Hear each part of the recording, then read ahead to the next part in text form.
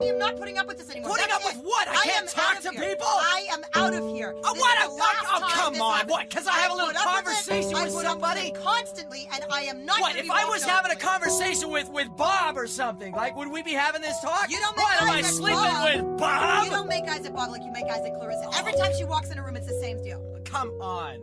That's it. Listen, I have had enough. I have Had enough of what? I am going back to my mother. Oh, come on. Oh, please. It's been 2 months, and I cannot. Plus, you're going to drive 300 miles to your mother's place? I would rather sleep at my mother's than here with you. Oh, please. Oh, please. This is so ridiculous. I mean, we had to work out some custody. Clarissa knows exactly what she is doing, all right? She uses John, and she puts him in the middle between you, and she just ropes you in every single time. Like, we have a kid together. I do have responsibilities as a father. You asked me to marry as you a again. parent. I am not going to marry you and Clarissa. I am sick of putting up with her bull. This is ridiculous. Okay. Look. I'll make it really easy for you. All right?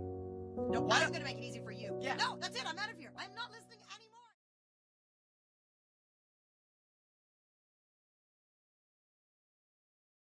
All right, welcome everyone. Welcome.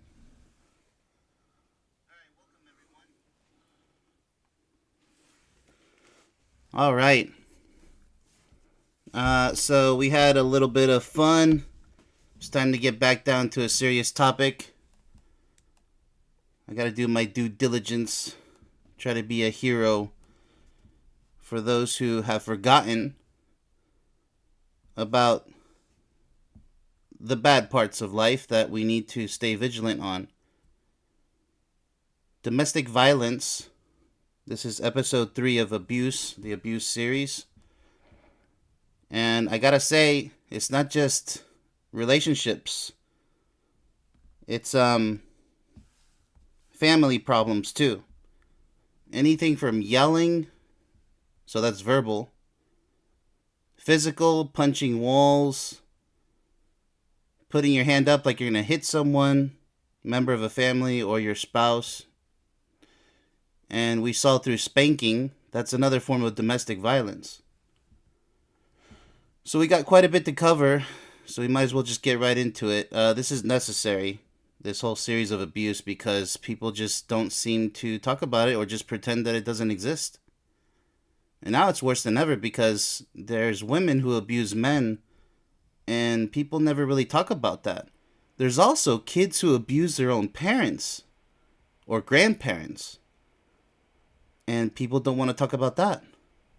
It's like it doesn't exist. So you're supposed to man up. Or, oh, so your kid's abusing you. That's kind of funny. It's not funny. There's nothing funny about it. Alright, so let's get right into it, shall we? Alright. So, bit of advice. Get up, get out, get away. If the relationship is going south, and I mean south, fast, don't spend time trying to evaluate it, trying to salvage it. Just get out. There's a 24-hour domestic violence hotline for those of you in the States. Alright, so what is domestic violence? It's a pattern of abusive behavior in any relationship that is used by one partner to gain or maintain power and control over another intimate partner. Behaviors include, now this also applies to families. Verbal abuse, name-calling, put-downs, yelling, use of profanity, unfounded accusations, cruel and hurtful remarks, degrading the victim in public, that's shaming them in public, right? Diminishing accomplishments, oh my goodness, that's a big one. Flying into rages, that's like bipolar disorder. This is where it starts. Emotional abuse. Emotional abuse is isolation, ignoring. Some people abuse their babies this way by just letting them cry in a room. They don't even care what the baby needs. Or children, lock them in a room watching Disney all day. Controlling finances or employment. Usually this is a macho tactic where the guy controls the finances and says, because I wear the pants in the house, and doesn't let the wife control anything of the finances. Which is horrible. That's an economic form of abuse, yes. Lack of trust, suspicion. This usually happens when the females always suspect the male of cheating or vice versa. Happens both ways. It's a form of emotional abuse. Following or stalking the victim. See what it leads to? Criticizing. Now, don't get me wrong, it's okay to criticize a little bit, but constantly criticizing, never being satisfied with anything. It's like the stereotype of the Asian mother always wanting the Asian son to get straight A's in school. It's not just with Asians, people. I actually grew up with parents like that. They were never satisfied. I would get an A, a B, a C, maybe a D. They wanted all A's. So they would constantly criticize me and my brothers and my sister. And nothing was ever good enough. In fact, I got a 4.0 a couple of times in college, my 4-year degree. And to them, they're like, okay, good, keep it up. That's all they ever wanted. I got a 3.5 on the dean's list. Nothing was ever good enough. It had to be 4.0, which was hypocritical because neither one of them ever got a college degree. Threats of suicide. My mom used to do this because she suffered from depression. She says, if you guys don't attend to me, then I'm going to commit suicide. And she was just chronic. Threats of taking away children. Threats of physical violence. Threats of murder. Believe it or not. That's very scary. And that's very common. Sadly, in the Hispanic culture, Mexico especially, threats of murder. They say, I will literally kill you if you leave right now on a vacation. Even if it's just for one day. If you don't come back on time, threats of taking the kids away, all of that stuff. It's common. Minimizes or denies behavior, explosive or critical reactions. Yeah, like bipolar disorder, right? It's scary, people, and you're supposed to avoid all this. That's all I ask you guys to do is just please, if you follow what I wrote in my book, if you follow what I even give in my quick 1-hour video, my movie, you can avoid all this trash. You don't have to go through this. You'll have the right mindset going forward, trying to search for the one. Otherwise, you're just walking out there and just pulling the slot machine lever and hope you get a 777, right?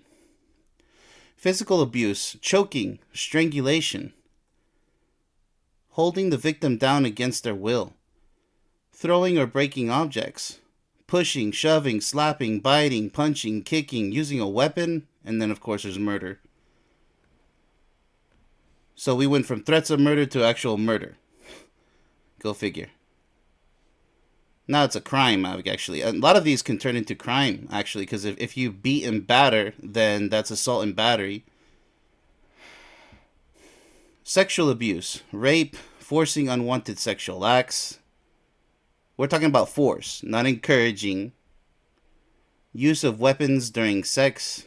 That's just sad. That's not love. And I disagree. I actually wrote in my book about BDSM.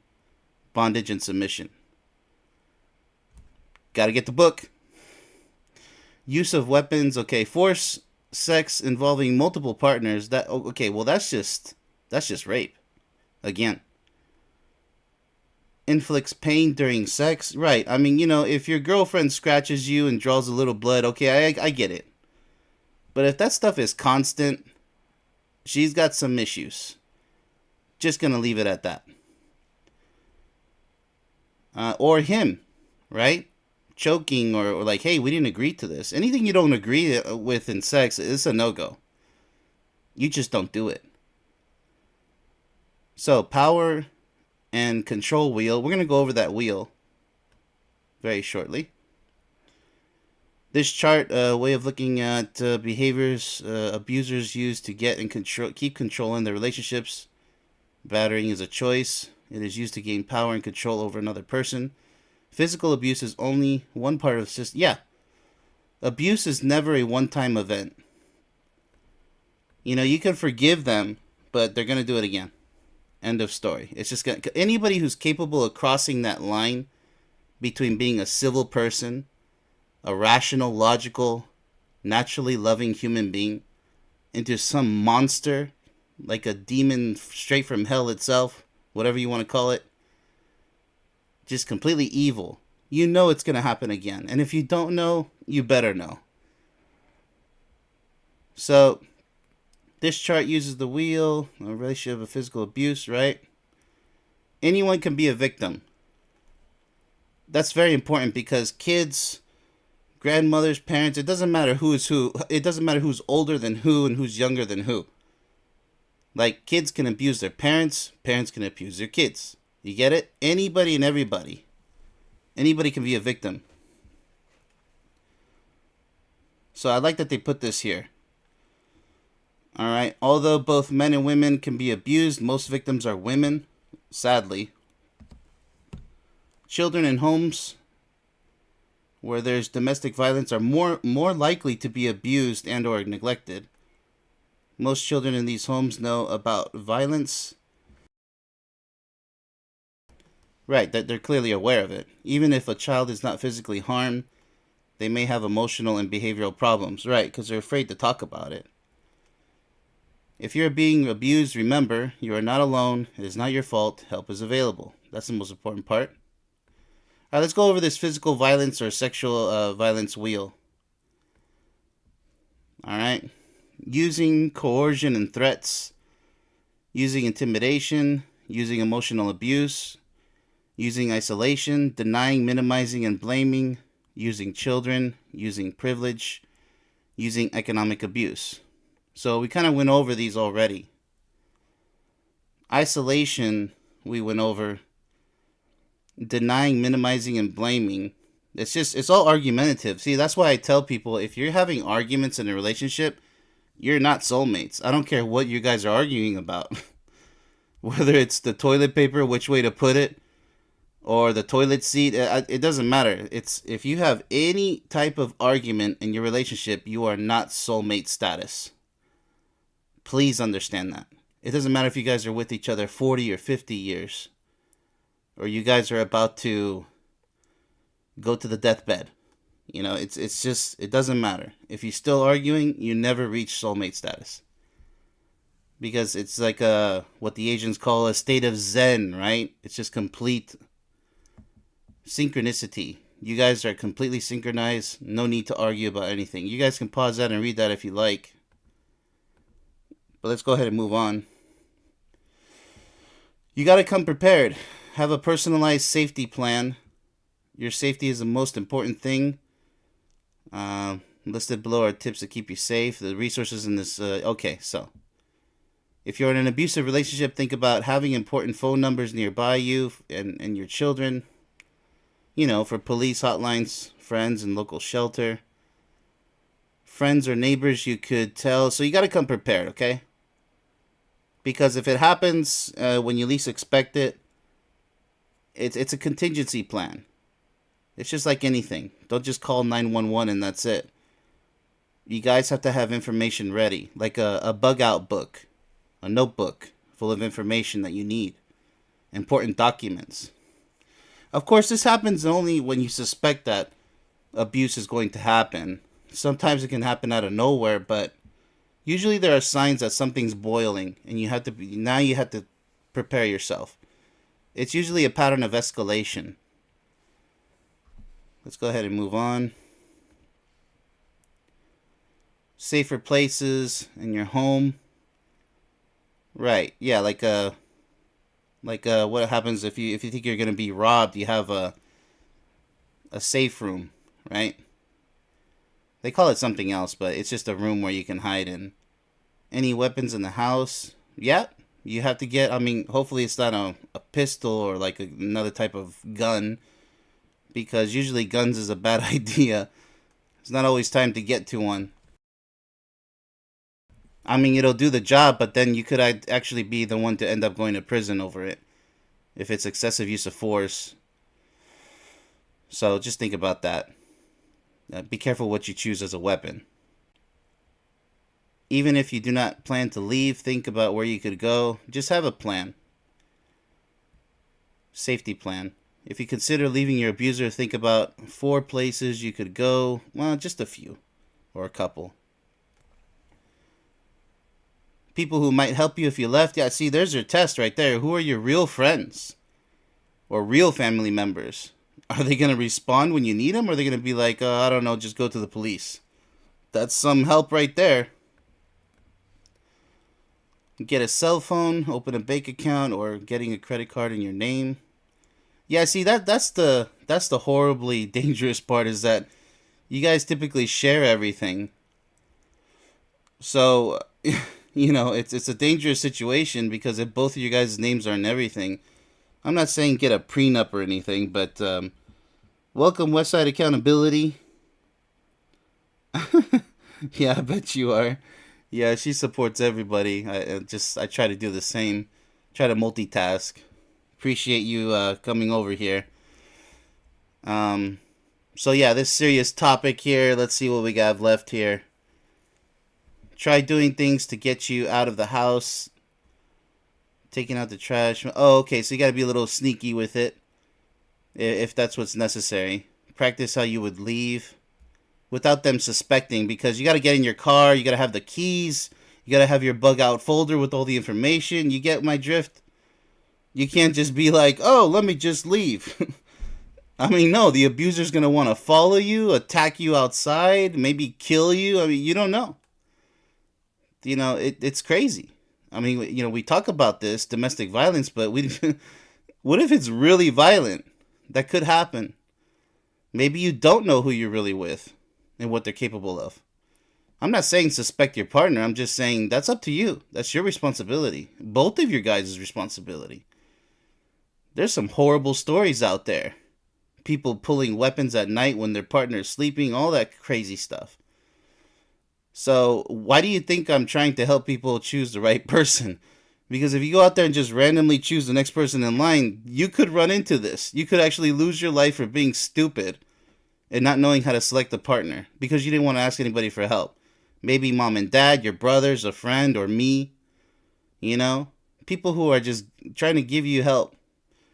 If you want to be stubborn and put your life at risk, because this is just one form to lose your life. There's crazy people who, let's say you're driving in a car and she's behind the wheel or he's behind the wheel, all of a sudden doesn't give a damn about your life and just swerves all the way off that cliff and you both are dead because you were too stupid to not see the signs. I'm sorry I have to use that word, stupid, gullible, foolish, because the signs are there, buddy. All right, let's move on. People just wait for something to happen instead of being smart, planning ahead. Too lazy, too docile. So, if the shoe fits, right? Items to take if possible. Your children, if it is safe. Sometimes you gotta leave them behind if that's, go get help first. Hopefully it's not a hostage situation when the police arrive, but hey, he's just digging his hole deeper, right? If that's the case. Or her case. Because some women just disappear with kids or other people's kids. It's an insane world out there with human trafficking. Keys to the car. Okay, we went over this. Extra clothes, perhaps. Medicine, perhaps. Important papers. That's important. Not necessarily birth certificates or social security cards. I mean, that's kind of secondary. Don't obsess over this stuff. People are like, oh, let me go back in the house. I forgot my social. Just basic stuff. Use your own intuition on this, okay? I mean, you don't need all this on the list here. I kind of disagree. Even your driver's license. Don't be like, oh, I'm in the car ready to escape with my kids. Oh, hold on, kids. Let me go back into the house where I'm, threatened with death to get my dang driver's license. The cop who pulls you over doesn't care anyways. He cares about your safety, right? Supposedly. If he isn't a dirty cop. So passports, maybe if you have to leave the country. So let's keep moving on. So, you kind of take this, with a grain of salt, this whole list. Look at this is insurance papers, address book, like jewelry. Leave the jewelry behind, people. I mean, this is an exaggerated list here. It's kind of sad that they did that. Toys for your kids. Look, guys, that's kind of sad. Look, just use your brain on this, okay? Just a few things and that's it. The most important things. Got it? If you have left your abuser, think about your safety. You still need to. Okay. So, let's move on. Right. Changing the locks. Well, this isn't a long-term situation because sometimes the cops can't do anything. It's like if your child went missing, you have to wait 24 hours before you report them missing. In most cases, there's too many reports, and I know it's aggravating. I get it. Telling friends and neighbors that your abuser no longer lives with you. Okay. Telling someone at work about what has happened. Yeah, tell somebody. The quickest way is through cell phone or email. Or just say, help, I need help, come to my place, right? And also make sure you use an email. Have an emergency email, just another email address that you don't use, that your spouse doesn't know about. I mean, it's not keeping a secret. It's just if you suspect, right? Because, a lot of people, they get married, they don't even know each other. They're not even best friends yet. That's why I tell people, you don't just jump in. You don't rush love. Love has to be created after just basic trust between two people. You don't just rush into a relationship and be like, oh, everything's going to turn out fine and dandy. I mean, did you look at all the red flags, the potential red flags? Is this person okay in the head? Are they okay in the heart? Or are they going to end up taking out their past frustrations and abuse out on you? Taking it on you. And you're the next one in line because you're too foolish to not properly evaluate who the heck you're going to establish a relationship with. This is why I'm here. This is why I want to dedicate the rest of my life to helping people choose the right person. But most of the time I get a lot of quiet people who don't say anything. That's the sad part. They think other things are more exciting to pay attention to. That's fine. That's your freedom. But if this stuff happens to you in the future, don't say I didn't warn you. Do not say, or anybody for that matter, who speaks about, hey, I think you should be careful with this person. I noticed this. And you didn't pay attention. It could be a family member, a friend, or a colleague, or somebody who notices something about who you selected to love, right? And you don't listen to them.